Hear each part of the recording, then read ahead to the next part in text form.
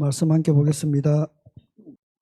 출애굽기 30장 22절에서 33절. 다 같이 한 목소리를 읽겠습니다.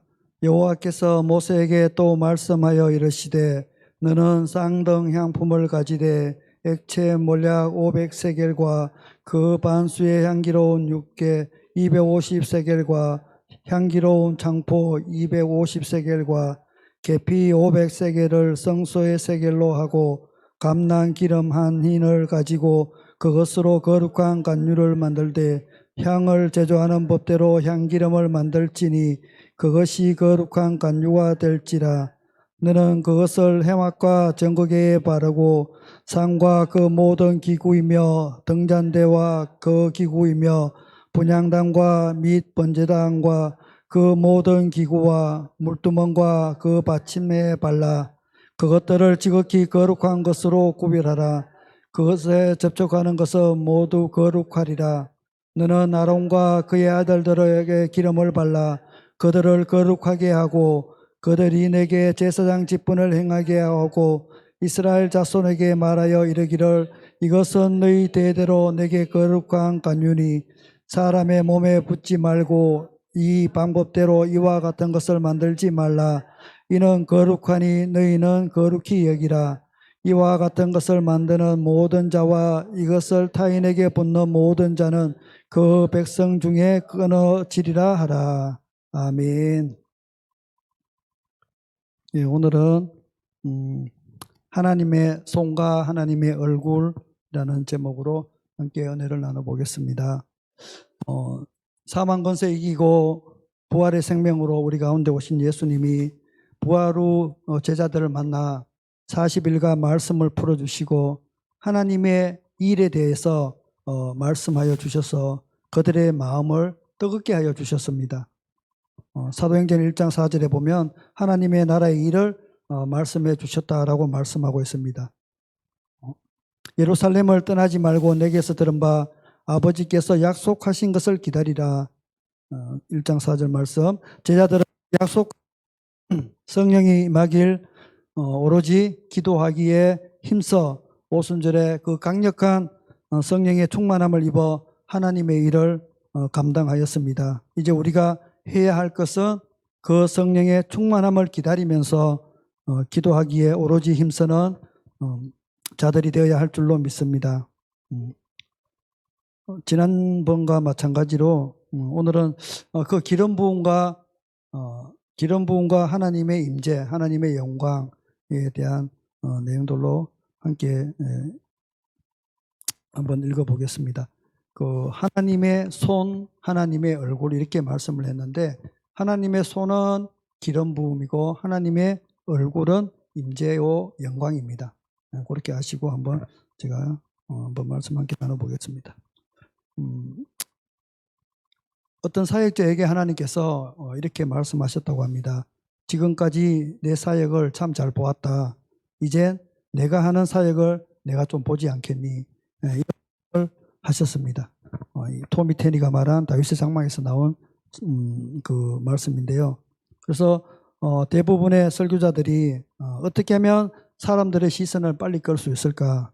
이것을 배우게 합니다. 그래서 대체로 하나님께 배우는 것이 아니고 우리는 사람의 이목을 집중시키는 법을 배웠지만 하나님의 이목을 집중시키는 법을 잘 모릅니다. 물론 사람들을 움직이는 설교를 어떻게 하는지 대부분 말씀 전하시는 분들은 잘 압니다. 하지만 그런 길로는 더 이상 가고 싶지 않는 수많은 사람들이 있습니다. 그래서 사람들을 움직이는 설교, 그래서 하나님의 마음을 전하는 설교보다 사람의 마음을 움직이는 메시지. 그래서 우리는 수많은 기법들을 참 많이 사용합니다. 시대의 흐름에 따라서 뭐 영상 설교를 한다든지 또 다른 뭐 음악 또는 찬양을 가지고 설교를 한다든지 그런 설교들을 참 많이 하는데 그 설교들을 통해서 우리가 받아들이는 우리는 이 말씀을 영으로 받아들이느냐 아니면 육과 혼으로 받아들이느냐 그의 차이가 많이 있다는 것이죠. 그래서 사람의 마음을 움직이는 것은 그 이목을 끌도록 만드는 설교들은 대부분 혼의 영역에 많이 치우쳐 있다는 것이죠.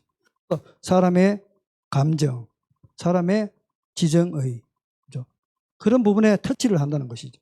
그래서 정말 성령의 임재가 아니라 하나님의 영광이 아니라 사람의 그런 어떤 감정을 만져줄 때에 수많은 사람들이 은혜 받았다고 말을 하고 설교가 참 좋았습니다라고 말하는 경우가 참 많이 있다는 것이죠. 그래서 우리는 이러한 혼의 영역이 아니라 영의 영역에 이룰 수 있는 그러한 기름 부음을 사모해야 한다는 것이죠. 기름 부음 받은 예배자들이 어떻게 하면 사람들을 끌어들일 수 있을지 잘 압니다. 우리가 최근에 찬양 사역자들이 하는 사이트를 참 많이 보잖아요. 유튜브라는 것을 통해서 참 많은 사역자들의 사역들을 보면 그 사역들 가운데 물론 그것이 나쁘다 좋다 그걸 내가 평가하는 것이 아니라 그들이 찬양하는 그 찬양들이 과연 우리의 영을 터치하느냐 아니면 혼을 터치하느냐를 잘 들어보면 압니다. 뭐 우리가 많이 하는 찬양도 있고 그냥 즐겁게 부르는 찬양도 있지만 찬양이라는 것은 하나님을 높여드리는 찬양이죠. 그죠? 높여드리는 것이 찬양이잖아요. 대부분의 찬양도 우리 유튜브를 잘 보시면 영을 터치하는 것이 아니라 혼을 터치하는 거예요. 우리가 참 오늘 또 다들 지치고 왔잖아요. 요즘 백조 되시는 우리 권사님 빼고는 다들 지치고 왔어요. 학교도 나름 다 바쁜 사람들, 바쁘게 실장님이 열심히 일하시고 다들 우리 애들은 학교 가서 열심히 일하고 지치잖아요. 수요일 날 오면. 근데 전해지는 메시지, 전해지는 찬양들이 과연 나의 영을 터치하느냐, 나의 혼을 터치하느냐. 막 눈물, 이제 내가 살아도 주 위에 살고, 이러고 막 눈물 나잖아. 그죠? 이게 과연 영이냐, 혼이냐. 이걸 잘 알아야 된다는 거죠. 그래서 혼을 터치하는, 감정을 터치하는 그 말씀에 사람들이 뿅 간다는 거죠. 그리고 그것이 영으로 받은 것처럼 우리가 착각할 수 있다.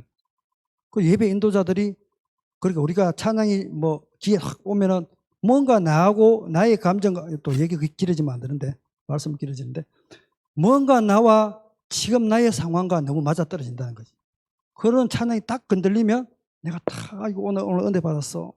이 찬양이 너무 좋아. 그러면서 그게 뭐냐 우리 감정이나 그게 혼의 단계라는 것이. 그러면 뿅 가는 거지 이제. 그러면 그 사람 찬양을 계속 듣는 거죠 이제. 우리가 그거를 잘 보셔야 된다는 것입니다. 그래서 기름 부음 받은 예배자들이 그러면 그 예배 인도자들이 기름 부음이 없느냐 그건 아니라는 얘기죠. 기름 부음 있는 거하고 아까 말한 영의 단계하고는 좀 틀린다는 얘기죠. 그래서 오늘 제목이 하나님의 손과 하나님의 얼굴. 이 손과 얼굴이 틀린다는 것이죠. 그걸 얘기하고 싶다는 것이죠.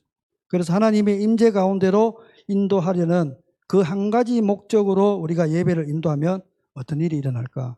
그래서 내가 찬양을 하면서 우리 회중들을 바라본다. 우리 회중들의 반응이 어떤가? 오늘 반응 좋네. 그럼 이 반복을 오늘 계속 해야지. 이 어떤 마음일까? 우리 찬양 우리 다 리더잖아, 그죠? 다 리더잖아요. 막 손 들고 막 난리 났어 저기에. 야, 이게 오늘 대박 이래갖고 이제 이것만 계속 하는 거야 오늘. 하나님이 뭐라 말씀하시는지 오로지 거기에 오히려 우리가 시선이 발려 있다는 것이. 이게 오늘날 예배 인도자들이 많이 하는 거라는 것이. 그러면 찬양을 어떤 찬양을 할까? 이랬어. 지금 하이라이트에 이걸 후렴구를 확 올렸어. 우리 감정을 확 올리는 거야. 그럼 만치 이게 영으로 와닿는 것처럼 느껴질 수 있다는 겁니다. 그래서 우리가 찬양을 하고 이 예배 인도자들의 예배를 바라볼 때에 어떤 시각으로 어떤 마음으로 이걸 들어볼까? 한번 그런데 나중에 찬양을 들으면서 이걸 한번 생각을 한번 해보세요. 나는 지금 나의 혼의 영역에서 이 찬양을 부르는가? 아니면 영의 영역에서 이 찬양을 부르는가? 그래서 그것을 한번 생각해 보시기 바랍니다. 그래서 기름 부음이 있으면 사람을 쉽게 모을 수 있지만, 그렇죠? 기름 부음이 있으면 그것을 사모하는 사람들이 엄청 많죠. 그래서 그 기름 부음이 있다 이러면 수많은 사람들이 몰려옵니다. 문제는 그런 인간적인 모임에는 하나님의 은혜를 구하려 하지 않고 사람들의 비율을 맞추려 한다는 것이다. 예수님은 보다 나은 방법을 자신의 생애를 통해서 보여주셨다. 성경은 증거하기를 예수님이 자라가며 하나님과 사람에게 더 사랑스러워 가셨다 한다. 누가복음 2장 52절 말씀. 예수님은 언제나 하나님을 최우선으로 여기셨다. 모든 사역 가운데 예수님의 유일한 초점은 아버지의 음성을 듣고 그것을 말하는 것이었다. 아버지께서 하시는 일을 보고 그것을 동일하게 하는 것이다. 예수님이 혼자 스스로 뭔가 한 걸 아무것도 없습니다. 제가 주일날 말씀 이제 준비를 하고 있는데 오후 말씀을 우리가 라떼 얘기를 많이 하잖아요, 그죠? 라떼는 말이야 꼰대 얘기 많이 하잖아요, 꼰대. 이들의 주 공통점은 무엇일까요? 내 중심이야, 내 중심. 내가 말이야. 내가 네 나이에는 말이야. 내가 하준아 너 나이 때는 말이야. 혼자서 밥도 다 해먹고 혼자서 학교 다니고 했단 말이야. 걸었어, 20리길을. 쟤들이 뭔 생각할 거요? 아씨, 꼰대 같은 소리 하고 있네. 하준이가 그런 말은 안 해요. 이제. 하민이 정도 되면 그런 말을 해요. 내 중심이라는 내 중심. 내가 이랬다는 거예요, 내가. 그런데 예수님은 한 번도 예수님 스스로 예수님이 뭘 했다고 자랑하거나 뭔가 한 적이 없어요. 이 성경 말씀에서 계속 말씀하고 있죠. 제가 오늘 시간 관계상 요한복음 5장 30절, 7장 16절, 8장 28절, 12장 49절에서 50절. 빌립보서 4장 9절에서는 사도 바울은 이렇게 말합니다. 너희는 내게 배우고 받고 듣고 본바를 행하라. 그리하면 평강의 하나님이 너희와 함께 계시리라. 아멘. 사도 바울의 고백이죠. 그죠? 사도 바울은 교만해서 이런 말씀을 했을까요? 내게 배우고 받고 듣고 본바를 행하라. 이 말씀하셨다는 것이죠. 그래서 누군가 자기를 드러내는 것이 아니라 예수 그리스도께 받은 바 이것을 그대로 사도 바울은 그 삶을 살았고 사도 바울은 이것을 자기 제자들에게 수많은 영혼들에게 이 말씀을 전하고 있었다는 것이죠. 이거는 주일날 오후에 말씀드리겠습니다. 그래서 예수님도 그렇게 예수님의 발자취를 따라갔던 사역자들도 무리를 많이 모으는 것에는 전혀 관심이 없었다. 우리 성경에서 예수님과 예수님의 제자들이 오늘 예수님이 제자들에게 오늘 오병이어가 일어났는데 거기에 몇 명 모였니? 이렇게 물어본 적은 한 번도 없다는 것이죠. 제자들이 심심해서 계산을 했는지 그 떡강주리하고 이걸 계산했겠죠. 그런데 예수님은 그런 것에 사람이 몇 명 모여서 몇 명 사역을 하고 오늘 몇 명 고침을 받았니? 숫자 카운트하고 이런 것에 관심이 없었다는 것이죠. 메가처치 이런 거 관심이 없었다는 것이죠. 예수님이 그런 데 관심이 있었다면 저 중국 땅이나 아주 면적이 넓은 땅에 가가지고 거기서 수많은 수십억 사람들 모아놓고 한 방에 보냈죠. 그런데 가장 작은 땅에 이스라엘에서 예수님이 사역을 하셨다는 것이죠. 하나님을 향한 우리의 갈급함이 사람들을 자연스럽게 우리에게로 이끌어 오게 될 것입니다. 그것은 바로 전적인 순종을 통해서 하나님을 기쁘시게 해드린다면 우리 하나님의 말씀에 전적으로 순종해서 그것을 기쁨으로 하나님께 드리면 바로 하나님을 향한 우리의 갈급함이 수많은 영혼들을 우리에게로 이끌어 오게 된다고 말씀하고 있습니다. 우리가 그런 모임을 만든다면 과연 어떤 일이 일어날까? 부흥의 수많은 선진들이 이루어 나갔던 부흥의 사역들을 보면 바로 이러한 모임이었다는 것이죠. 그들이 자기의 것을 구하지 않고 사역을 구하지 않고 오직 하나님의 나라, 하나님의 마음 그것을 구했을 때에 그곳에 부흥이 임했다는 것이죠. 토미 테니가 얘기한 것은 이렇게 말하고 있습니다. 두려운 것은 두렵다는 거고 얘기하는 것입니다. 많은 사역자들, 특히 기름 부음 사역자들 이런 분들이 두려워하는 것이 있죠. 이게 뭐냐면 철저하게 계획되고 진행되어지는 교회 예배들이나 부흥 집회들은 대부분 하나님의 도우심과 허락과 임재 없이도 그럭저럭 잘 진행된다는 것이다. 좀 동감이 되나요? 그렇죠? 우리가 아는 많은 사역들이 실제로 이런 일이 있다는 것이죠. 그럭저럭 나름 우리가 누구를 비유할 수는 없지만 많은 우리가 귀에 듣고 있는 매 주기적으로 하고 있는 그런 사역들을 보면 많은 사람들이 와요, 그죠? 뒤에 표현에 보면은 팬클럽이라고까지 얘기하는데 물론 그런 말은 안 쓰지만 세상 말로는 팬클럽이라고 그 어떤 사역 이러면 거기에 모이는 사람들이 다 있죠. 권사님 잘 아시죠, 그죠? 어떤 사역, 순전한 나도 이러면 거기 모이는 다 사람들이 또 멤버들이 있고 또 뭐 예전에는 뭐 영동교회 이렇게 하면 거기에 또 모이는 사람들이 딱 있고. 그런데 끝없이 모이는 우리의 집회들을 보라. 그 열매들을 보면 이미 그 모임들은 오랫동안 그런 식으로 진행되어 왔다. 얼마나 슬픈 현실인가. 그것은 하나님을 그다지 갈급해하지 않는 우리의 영적인 상태를 말해준다. 그러나 하나님은 우리가 그 이상을 경험하기를 원하신다. 이는 일에 집중한 나머지 하나님을 모셔드리는 소망과 마음을 상실해버린다. 사람들을 자신에게로 이끌어당기는 순간 하나님께서 더 이상 가까이 다가갈 수 없게 된다. 그것은 하나님을 보여줄 수 없으면서 보여준다고 장담하는 유혹일 수도 있다. 하나님의 손은 공급하시는 하나님의 얼굴은 만족시킨다. 그래서 하나님의 손은 공급하시나 하나님의 얼굴은 만족시킨다. 그래서 하나님의 손은 그러니까 즉 하나님의 손은 기름 부음이라 그랬죠, 그죠? 하나님의 손 그 기름 부음은 우리에게 공급해 주는 것이고 하나님의 얼굴은 우리의 영을 만족시켜 주는 것이다. 그래서 하나님의 기름 부음은 우리의 영혼의 주림만을 만족시키기 위한 것이 결코 아니다.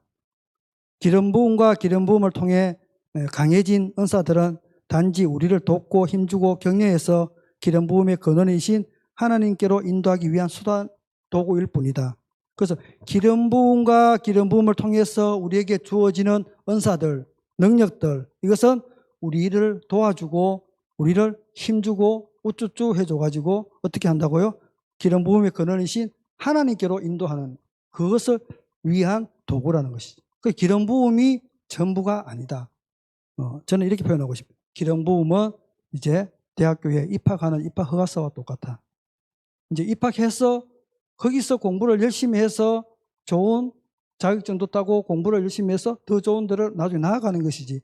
얘가 입학만 했다고 해서 제가 자주 쓴 표현이지만 서울대학교 입학했다고 해서 얘 인생이 완전히 지금 결과가 나온 거 아니라는 것이죠. 그래서 기름 부음은 우리가 사모해야 되고 기름 부음이 아니다라는 것을 표현하는 것이 아니라 기름 부음은 그 시작이다. 하나님을 깨로 인도하기 위한 그 도구로 사용되어진다는 것이죠. 그래서 하나님의 손은 우리의 필요를 공급하지만 하나님의 얼굴은 우리의 깊은 갈망을 만족시키신다.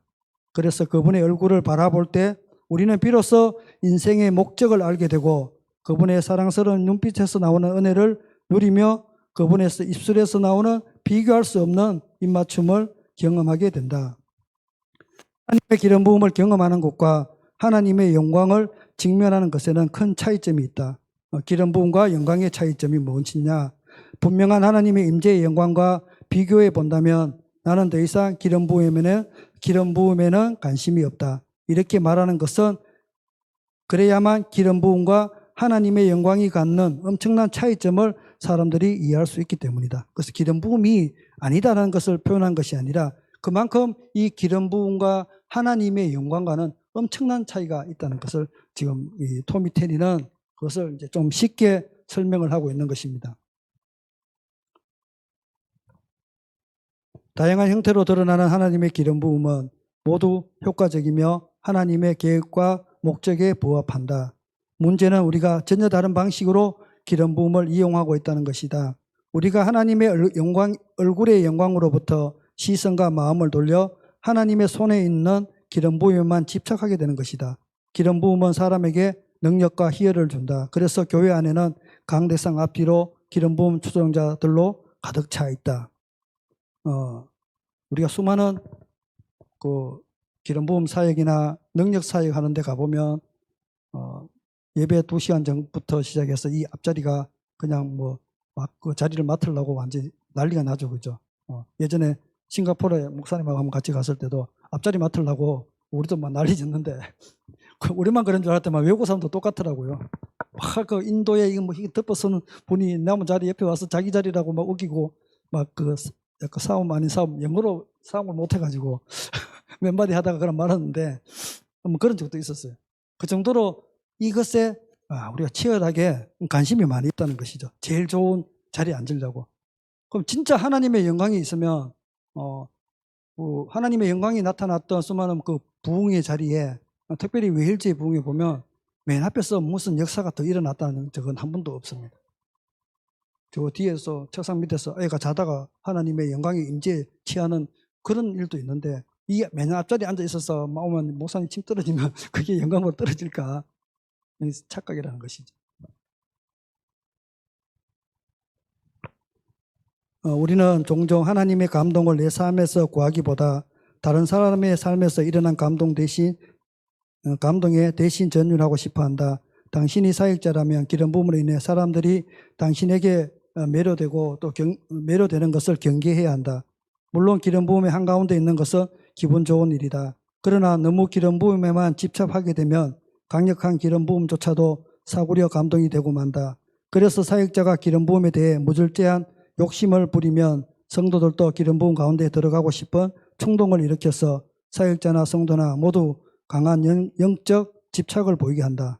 그러면 하나님과의 만남에서 비롯되는 책임을 짊어지기보다 다른 사람이 경험한 친밀감을 구경하면서 전율을 느끼고 싶어한다. 하나님과의 책임감 있는 관계야말로 하나님과의 그 개인적인 친밀함을 누릴 수 있는 가장 적합한 채널이다.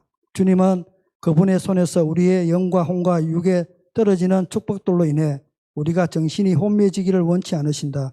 주님은 우리가 그분과 깊은 사랑에 빠지기를 원하신다. 그래서 여기 참 많이 행해지는 교회들이나 단체를 보면 바로 이런 일들이 많이 벌어진다는 것이죠. 그래서 누군가 거기에 앉아 있으면 내가 그런 사람인 것처럼 느껴진다는 것이죠.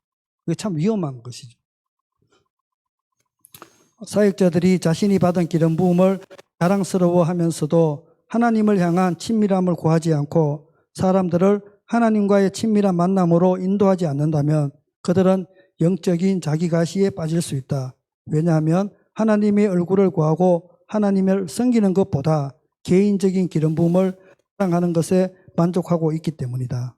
참 위험한 그런 일들이죠. 그래서 기름 부음을 사모하고 또 그것을 가지고 하나님을 향한 친밀감으로 나가지 않으면 바로 자기 가시에 빠지게 된다는 것을 얘기하고 있습니다. 개인적인 기름 부음을 자랑하는 것에 하나님을 구하지 않고 그저 바라만 보는 사람들은 하나님이 원하시는 진실한 관계는 외면한 채 영적인 구경꾼에 머물고 말게 됩니다. 파산된 사역자 또는 실패한 사역자, 넘어진 사역자들은 첫사랑으로 돌아가지 않는가 하는 물음을 묻고 있는데, 우리가 그 영적 사역의 거장들 그 책에 보면 대부분의 사역자들이 거의 대부분이 아니죠. 다 넘어져서 다시 첫사랑을 회복한 사역자는 한 사람도 없어요.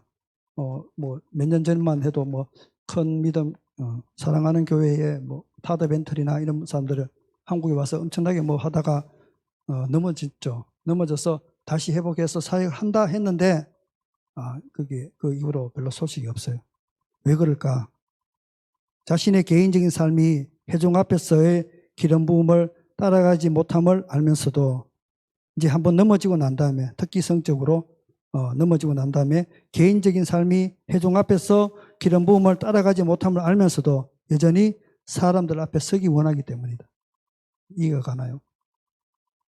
이게 넘어진 사역자들. 물론 우리가 넘어지지 않기를 기도해야겠지만 우리는 다 한 사람 한 사람 다 사역자이기 때문에 그 믿음의 거장들, 그 책 제목에 제가 한번 그런 얘기했죠. 그들은 왜 실패했는가? 원래 책 제목이에요.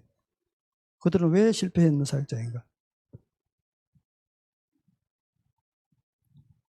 오늘 본문에 읽었던 출애굽기 30장 25절에서 32절 말씀, 아까 처음 이제 읽었던 말씀인데, 거기 보면 이제 그 아론과 그의 아들들에게 기름을 발라. 자, 예전에도 마찬가지로 하나님께서 이 간유를 만들어서 하나님의 그 성전에서 사용되어지는 그 기물들을 거룩하게 기름 부어서 거룩하게 만들었고, 그 다음에 아론과 그의 아들들 그 제사장들에게 기름을 발라서 그들을 거룩하게 했다는 것이죠.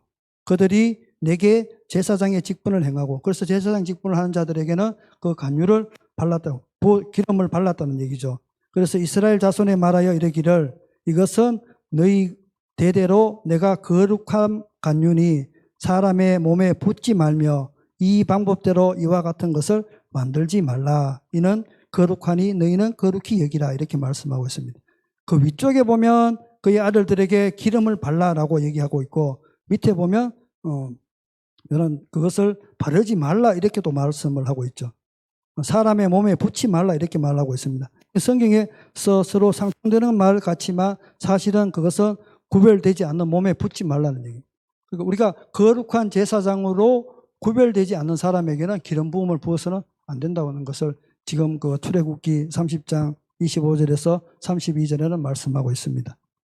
시편 133편에는 간유를 어떻게 사용했는지 거기 보면 아론 제사장에게 기름 부었을 때 어떻게 부어줬는가? 머리에 있는 보배로운 기름이 수염 곧 아론의 수염에 흘러서 그의 옷깃까지 내림 같고, 그래서 머리에 기름을 발라서 부어서 그것이 수염으로 흘러서 내릴 정도로 그렇게 기름을 부었다는 것입니다. 그 다음으로 지름길은 잊어버리라. 중요한 것을 중요한 것으로 간직해야 한다. 부흥이나 하나님의 영광의 계시를 향한 지름길을 찾느라고 생각하지 마라. 우리 여기 지름길 찾는 사람 혹시 있어요? 어떻게 하면 빨리 갈까? 빨리 가는 길이 있을까요? 권사님 믿음 생활 엄청 하셨잖아요. 그죠? 빨리 가시던가요? 그죠? 빨리 안 가지요. 그죠? 하나님의 방법은 빠름이 없습니다. 아무리 우리가 시대가 빨라서 1분 안에 데이터가 얼마나 많은 데이터를 보낸다 할지라도 하나님의 방법은 빠름이 없습니다. 길은 한 가지밖에 없어요. 하나님을 찾고 싶다면 제자들이 2000년 전에 성령님을 향해 부르짖고 갈망하고 사모하고 바라보았던 것처럼 당신도 그렇게 해야 합니다. 부흥에는 새로운 방법도 새로운 길도 없습니다. 다들 인정하시죠? 그죠? 성숙과 신앙의 거룩해짐은 빠름이 없습니다. 우리는 그 인내를 이겨내야 되고, 그래 이기는 자가 되었을 때 이 방법이 되는 것이죠. 이제 토미 테니가 이렇게 말했네요. 이제 물장난은 그만하고 본래 하나님의 처방법을 재발견하라. 우리는 너무나 오랫동안 부부 전공을 전공하느라 하나님만 사모하는 열심을 잃어버렸다. 나의 아버지가 내게 가르쳐준 지혜로운 말을 당신에게 들려주고 싶다. 중요한 것을 중요한 것으로 간직하는 것이다. 중요한 분은 주님이시다. 중심되는 그리스도이시다. 우리 아가서 공부 많이 했죠. 내 사랑은 포도주보다 진하고 내 기름의 향기는 각양 향품보다 향기롭구나. 아가서 4장 10절의 말씀. 진정한 기름 부음이 있을 때 하나님은 신부인 교회에게 말씀하십니다. 내가 나에게 바라는 향기가 나의 마음을 황홀하게 하는구나. 성도들의 그 기도와 찬양과 예배에는 하나님의 마음을 움직이는 향기로운 기름 부음이 있다. 우리가 하나님의 마음을 움직이는 것은 딴 게 없습니다. 아무리 해도 없습니다. 기도와 찬양과 예배밖에는. 그래서 예수님은 또 사도 바울은 기도 외에는 이런 이유가 없다고 말씀하고 있습니다. 우리 기름의 향기와 찬양의 제사를 향하지 않고 수직적으로 하늘을 향하면 그때 우리는 하늘이 열리는 것을 볼 것이다. 기름을 붓다는 말이 구약에는 131번 이상 나오며 신약에는 18번 나온다. 신약에서 기름 부음은 몇 가지 다른 의미들을 갖고 있다. 우리가 구약에서는 기름 부음에 대한 얘기를 많이 들었는데 신약에 대한 것은 간단하게 제가 한번 읽어드리겠습니다. 마가복음 14장 8절 16장 1절 말씀인데요. 과 관련되는 말씀입니다. 신약에서 예수님에게 기름을 붓는 것은 예수님이 하나님의 어린 양이자 거룩한 제물로 그분의 사역과 죽음과 장사를 구별하는 의미이다. 두 번째로 때로는 사람에게 능력을 주어 사람들 가운데 하나님의 일을 하도록 만드는 의미가 있다. 이거는 구약이나 신약이나 오늘날에도 우리가 하나님의 일을 감당하는 사람들에게는 다 그들에게 기름 부어서 능력을 주는 것이죠. 능력을 부어주시는 것이죠. 때로는 사람들을 향한 하나님의 인정을 의미한다. 기름 부음은 하나님의 능력을 드러내어 치유와 구원을 이룬다. 하나님의 힘을 어느 정도 빌려 사용함으로 하나님께 다시금 영광을 돌려드리는 것이다. 그래서 기름 부음은 하나님의 힘을 이만큼 빌려가지고 하나님의 영광을 이만큼 돌려드리는 것입니다. 쉽게 좀 우리 어린아이 같이 표현한다면 하나님한테 좀 빌려가지고 하나님한테 이자 이빨 쳐서 갚아드리는 것입니다. 그 영광을 돌려드리는 것입니다. 좀 드문 경우이지만 하나님께서 기름 부음을 받은 사람들을 예수님처럼 하나님의 의와 사역에 전적으로 헌신할 수 있도록 구별하고 축복하는 의미이다. 이것이 기름 부음을 받는 사람들에 대한 예입니다. 사도 요한의 서신에서는 예수님이 우리에게 주셔서 우리 안에 거하고 모든 것을 가르치는 은사를 의미합니다. 요한일서 2장 27절 너희는 그 기름 부음을 받아서 아무것도 구하지 말고 그 기름 부음이 너희를 가르칠 것이다 이라고 말씀하고 있죠. 그래서 기름 부음을 받아야 하는 이유가 되죠. 기름 부음을 받지 않으면 성령께서 우리에게 그것을 가르쳐 주지 않기 때문에 그래서 기름 부음을 받아야 한다는 것입니다. 구약과 신약에서 기름 부음의 주된 목적은 사물이나 사람을 구별해서 하나님이 때론 왕이 받으실 만하게 만드는 것이다. 하지만 안타깝게도 우리는 다른 사람에게 멋진 향을 내고 싶어서 기름 부음만을 우상처럼 섬기고도 있다. 그리고 섬기고 있을 수 있다. 에스더가 얘기가 나오죠. 그죠? 에스더가 아수에로 왕의 왕비가 되기 위해서 거의 1년을 준비하게 됩니다. 그 1년을 6달은 몰약기름을 쓰고 6달은 향품들을 썼습니다. 그래서 후보자들 가운데 단 한 사람을 제외하고는 한번 왕을 본 뒤로는 다시는 왕을 만날 수 없었다고 성경은 그렇게 말씀하고 있습니다. 에스더 2장 17절에 보면 왕이 모든 여자보다 에스더를 더욱 사랑하므로 그가 모든 처녀보다 왕 앞에서 더 은총을 얻은지라 왕이 그 머리에 간을 씌우니 와스들을 대신하여 왕후를 삼은 후에 라고 말씀하고 있습니다. 1년을 이 에스더에게 향을 입히는 것이죠. 그죠? 우리가 화장품 가게에 이렇게 좀 좋은 화장품 가게에 가면 거기는 향수 냄새가 참 좋잖아요. 그죠? 싼 데 말고 좋은 데 가면. 근데 거기 딱 들어갔다가 나오도 그 몸에 그 향수의 향이 확 묻어 나와요. 근데 6개월을 뭐 우리나라도 옛날 그 조선시대에도 보면 그 목욕물에 이렇게 향이나 꽃이나 이런 걸 뿌려서 그 임금의 왕비로 삼을 때는 그렇게 하는데 이게 지금 에스더도 그렇게 1년을 그렇게 그 몸에 향을 이렇게 바른다는 것입니다. 그러면 그 향기가 떠나가지가 않겠죠. 그죠? 1년을 발랐으니까. 그래서 에스더는 또한 모든 보는 자에게 사랑을 받았다. 1년 동안 향유로 몸을 적셨다면 에스더에게 얼마나 아름다운 향이 났을지 상상해보라. 향은 그녀의 옷과 피부와 머리에 거하게 묻어나고 있었다. 그녀는 가는 곳마다 향기의 구름을 만들어냈다. 그것도 값진 모략향이 흘러넘쳤다. 그녀가 궁을 가르치러 갈 때마다 모든 남자가 눈이 희둥거려져서 말했을 것이다. 그렇다고 에스더가 그들에게 눈길 한 번이나 경박한 윙크를 보냈겠는가? 에스더는 남자들의 인정을 받고 싶어서 그렇게 오랜 기간 동안 향유를 사용했던 것이 아니다. 에스더는 왕의 인정만을 구했다. 그렇다면 그리스도의 신부인 교회는 마찬가지 아닌가? 우리는 하나님의 기름 부음을 받지만 잘 생각해 보면 됩니다. 그죠? 우리가 하나님의 그 기름 부음을 받았는데 어디다 사용하느냐? 만약에 에스더가 그 1년을 향을 그 기름 부음을 가지고 다른 사람한테 보여주려고 했을까요? 아니라고 그랬죠. 그죠? 그래서 우리 기름 부음을 어디다 사용해야 되느냐? 그걸 말을 하고 있는 겁니다. 왕에게 한심을 사려 하는 것이 아니라 왕에 떨어 있는 사람들에게 환심을 사려고 하지 않았다라고 말씀하고 있습니다. 그래서 당신이 만약 사역자이면 우리 모두는 사역자라고 했습니다. 설교자나 교사나 또 예배 인도자나 사역자라면 하나님의 귀한 기름을 사람들의 인정을 얻기 위해 남용하지 마십시오. 기름은 하나님을 위해 신부를 예배하는 데만 사용해야 합니다.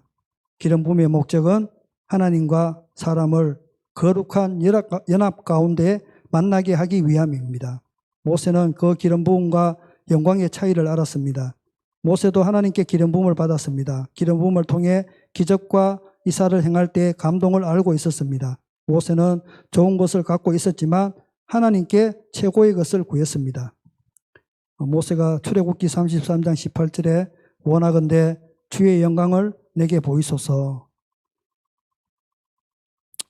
주님의 손에 있는 은사들과 축복들 그리고 식량들은 감사한 것이지만 나는 그 이상을 원한다. 나는 그분을 원한다. 나는 그분의 손 안에 있는 축복들보다 그분의 영광을 보기 원하며 분명한 그분의 임재 가운데 거하기를 원한다. 우리 최근에 불렀던 찬양이 생각나네, 그죠? 주님이 주신 축복보다 그죠? 더욱 사랑, 더욱 원하는 것이 있죠. 그것이 바로 하나님의 영광. 모세처럼 우리도 하나님의 무소부재함과 하심과 기름 부음을 지나서 하나님의 영광으로 나아갈 기회가 있다. 우리 영혼은 구원과 동시에 새로운 피조물로 변화한다. 하지만 여전히 죄로 얼룩진 우리 몸과 흥커러진 영혼 가운데 하나님이 그분의 빛나는 영광을 보이시려면 무언가가 필요하다. 예수님의 보혈이 우리의 죄를 덮어서 우리를 사망으로부터 보호한다. 하지만 하나님과 더 친밀한 관계로 들어가려면 상한 심령으로 예배하며 향기로운 구름을 만들어내야 한다. 그래서 예수님의 보혈이 우리의 죄를 덮어서 우리의 사망으로부터 보호해 주십니다. 이것은 시작이라는 것이죠. 이것이 끝이 아니라 보호해 주시면 그 다음에 우리가 뭘 해야 되냐? 더 친밀한 관계로 이제 더 들어가야 된다는 것이죠. 왜냐하면 우리는 신부이기 때문에. 모세는 그의 육신이 죽기까지 하나님의 영광을 볼 수 없었다. 신약에서 죽음에 상용하는 말은 회개이다. 내키지 않는 말일지 몰라도 하나님의 영광은 보혈로 얼룩진 회개의 문 뒤로 머물러 있다. 분명한 하나님의 임재의 영광 가운데 들어가기 원한다면 우리는 회개라는 문을 통과해야 한다. 우리는 예수님을 영접하면 회개는 끝났다고 주장하며 회개하기를 회피한다. 물론 주님은 십자가에서 주님의 역할을 감당하셨다. 하지만 당신과 나의 역할은 끝나지 않았다. 회개는 그리스도를 따르는 모든 제자의 매일의 삶에서 지속적으로 요구되는 것이다. 그래서 예수님이 말씀하셨다. 아무든지 나를 따라오려거든 자기를 부인하고 날마다 제 십자가를 지고 나를 따를 것이다. 누가복음 9장 23절 말씀입니다.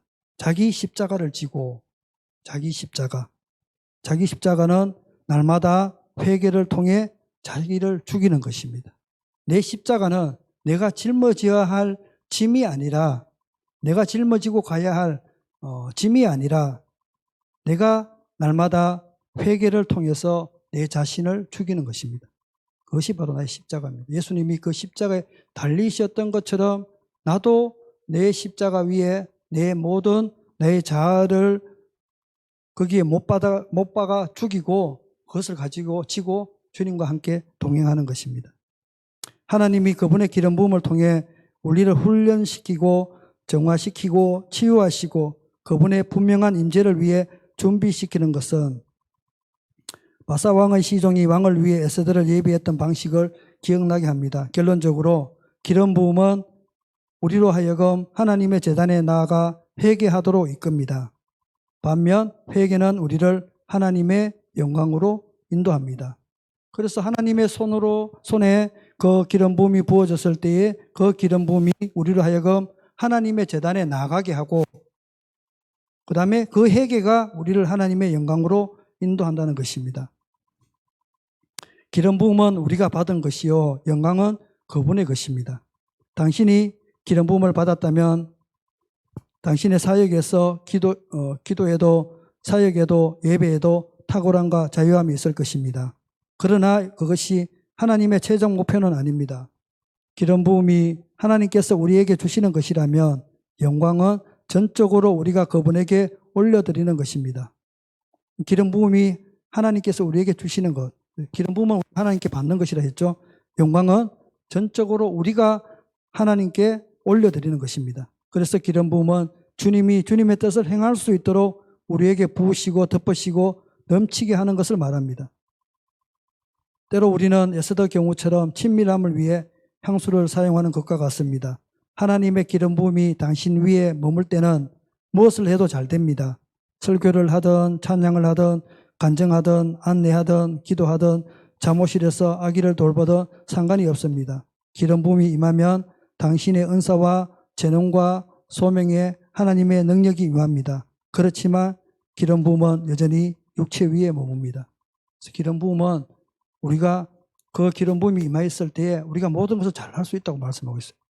기름 부음이 있어야 우리가 그것을 이기고 그것을 가지고 무엇이든지 잘 할 수 있는데 그 기름 부음은 여전히 우리의 육체 위에 머문다는 것입니다.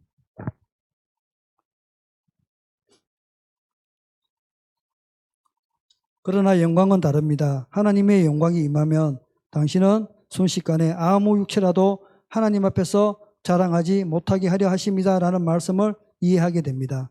이 구절에 대한 보다 직설적인 번역을 하면 다음과 같습니다. 아무 육체도 하나님의 얼굴 앞에서 영광을 누릴 수 없다.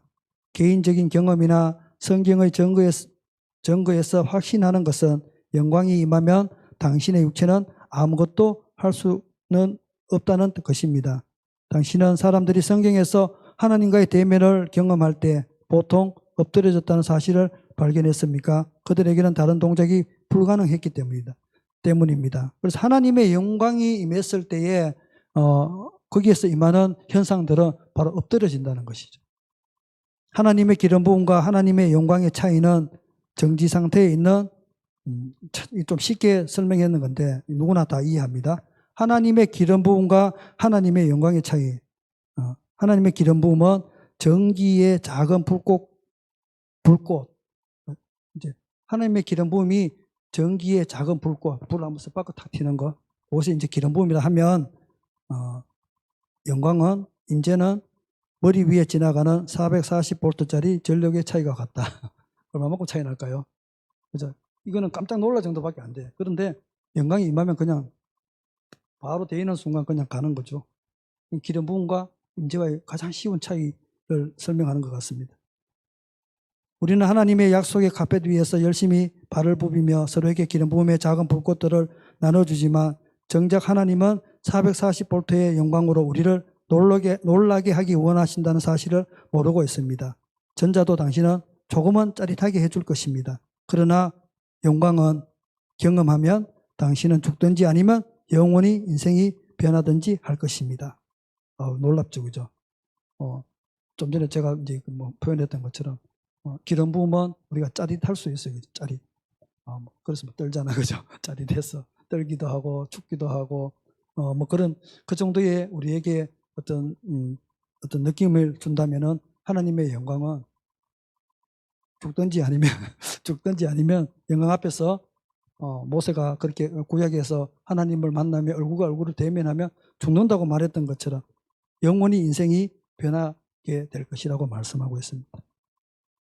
그래서 하나님은 하나님 자신만을 바라보는 교회를 원하십니다. 좋은 것과 최선의 것을 구분하지 못하면 거리에서 손해를 봅니다. 에스더는 왕의 뜰에 있는 사람들의 칭찬을 포기하고 왕의 은혜를 구했습니다. 결과적으로 왕은 에스더의 적 앞에서 그녀에게 말했습니다. 그대의 소원이 무엇이뇨? 곧 허락하겠노라. 그대의 요구가 무엇이뇨? 나라의 절반이라도 시행하겠노라. 하나님은 하나님 자신만을 바라보는 교회, 그런 신부를 찾고 계십니다. 우리가 너무나 잘 아는 말씀이지만 다시 한번 하나님은 하나님만을 바라보는 교회가 또 그런 신부를 찾고 계십니다. 두 마음으로는 안 됩니다. 양다리로도 안 됩니다. 오로지 하나님 한 분만을 바라봐야지 세상과 하나님과 그렇게 상관관계를 가지고 바라보면 절대로 안 됩니다. 그런 신부를 찾으시면 하나님은 기꺼이 그 도시에 열쇠를 주시고 그 나라의 생사를 허락하실 것입니다. 사람들을 모아 교회를 성장시키기 위해 거룩한 기름 부음을 값싸게 전락시키는 실수를 저지르지 마십시오. 수많은 영혼들을 우리가 영혼 구원을 하는 것이 잘못됐다는 것을 말하는 것이 아닙니다. 사람들을 모아서 교회를 성장시키기 위해서 하나님이 부어주시는 그 기름 부음을 거기에다 사용하지 말라는 얘기입니다. 이렇게 기도하십시오. 나는 당신의 선물들보다 당신의 임재를 더 원합니다. 나는 성장보다 영광을 갈망합니다. 이것은 이단이 아닙니다. 성경 어디를 봐도 하나님께서 교회의 규모에 대해 걱정해서 뭔가를 하셨다는 기록은 한 구절도 없습니다. 모든 것이 제대로 돌아가면 교회가 성장하는 것에 대해 걱정할 필요가 없습니다. 오직 진실하게 그분을 사모하십시오. 기름 부음으로 당신 자신을 향기롭게 하고 주님을 향한 열정적인 예배 가운데로 들어가십시오. 누가 왔는지 안 왔는지 신경 쓸 필요가 없는 그런 예배 가운데로 들어가십시오. 진실하게 사모하라고 말씀하고 있습니다. 기름 부음으로 당신 자신을, 우리 자신을 향기롭게 하고 주님을 향한 열정적인 예배 가운데로 들어가라고 말씀하고 있습니다. 누가 왔는지 안 왔는지 우리 뒷줄에 앉아서 좌우 앞뒤 신경 쓰지 마시고 하나님 한 분을 바라보고 찬양할 때 찬양으로 집중하시고 말씀 전할 때 말씀에 집중하시고 그래서 문은 가능하면 좀 닫았으면 좋겠습니다. 제발 잠가버렸으면 좋겠습니다. 제발. 앞으로 오십시오. 앞자리가 많이 비어 있습니다. 여러분. 지금도 보면 앞에는 거의 없고 항상 뒤에 자리가 충만하고 그렇잖아요. 뭐 그거하고 이거하고 뭐 표현이 틀리지만 우리가 예배하는데 집중하라는 얘기입니다. 그곳에 올인하라는 얘기입니다. 목사님 말씀 전할 때 목사님 말씀에 집중하라는 얘기입니다. 100% 정신이 나눠져 있으면 안 된다는 거예요. 뒤에 있으면 정신이 나눠집니다. 뭐 아이 보는 엄마는 할 수 없지만 아이 안 봐도 되는 엄마들은 앞으로 오셔서 정말 기름 부음 가지고 영광 안으로 들어가는 그런 예배 와서 쓰러지는 기도받기 위해서 쓰러진 거 말고 예배하다가 쓰러지는 그런 여러분들의 모습을 보기를 원합니다. 정말 사모하십시오. 눈을 들어 사모하라. 하늘 문을 활짝 열어서 주님의 영광이 우리의 나라와 도시와 열방 위에 임하게 될 것을 바라보라. 기름 부음을 사람들을 향해 수평적으로 사용하는 교회와 하나님의 은혜를 구하기 위해 수직적으로 사용하고 있는 교회는 쉽게 구분이 됩니다. 영광으로 가득한 하나님의 발자국이 문턱을 넘어 들어오는 것을 바라보십시오. 그 교회들은 이미 하나님의 방문을 경험하고 있습니다. 이렇게 해서 얘기가 마쳤는데요. 영광으로 가득한 하나님의 발자국이 문턱을 넘어오는 것을 바라보십시오. 정말 이 교회는 이미 하나님의 방문을 경험하고 있습니다. 우리 성결한 교회 재단이 날마다 하나님의 문지박을 넘어서 들어오는 그 발자국이 물론 하나님의 문에 밟고 들어오는 것은 아니지만 그렇게 하나님이 들어오신다는 것이죠. 하나님의 영광이 이곳 가운데 있다는 것이죠. 그래서 하나님의 손을 바라보는 것이 아니라 하나님이 주시는 그 기름 부음은 하나님의 영광으로 인도하는 곳에 사용되어지는 것이 그 기름 부음의 근본적인 목적이라는 것이죠. 그래서 우리가 기름 부음을 사모해야 됩니다. 그렇지만 기름 부음이 목적이 아니라 하나님의 임재, 하나님의 영광이 바로 주된 목적이라는 것이죠. 그것이 우리에게 기름 부어 주시는 목적이라는 것입니다. 우리가 성막에 사용되어지는 모든 기물들을 간유를 부어서 하나님께서 거룩하게 만드셔서 그것을 거룩하게 구별시켜 주었던 것처럼 그 기름 부음을 부어주고 바르는 것은 그 자체를 아름답게 만들고 거룩하게 만드는 것이 아니라 그것을 통해서 하나님께 나아가는 하나님께 영광을 돌려지는 것이 그 임재의 영광이 드러나는 것이 목적이지 거기에 기름을 바르는 것이 목적이 아니라는 것입니다. 우리가 그 영광을 사모하며 그 기름 부음을 가지고 하나님의 영광 가운데로 들어갈 수 있는 우리 저와 여러분이 되었으면 좋겠습니다. 정말 예배의 목적이 무엇인가? 우리가 무엇을 위해서 기름 부음을 사모하고 있는가? 진짜 왜 기름 부음을 사모하는가?